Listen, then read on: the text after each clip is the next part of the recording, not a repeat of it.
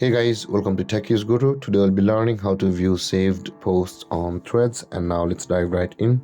Now to view your saved post on your Threads app, first open up your Threads app on your phone, as I have already opened it over here.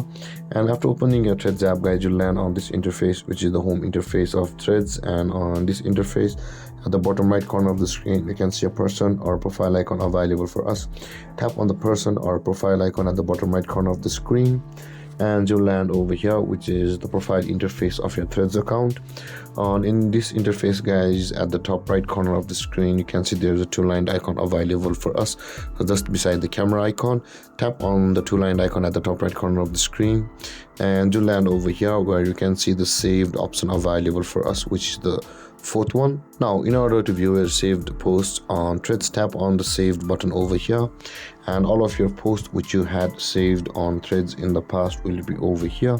Since I had not saved many posts on Threads, it's empty, but in your case, if you have saved any post, it will be over here. And with that being said, guys, this is how to view your saved posts on Threads.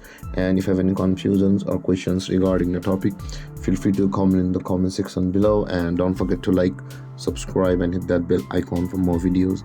Thank you for watching, guys. Peace.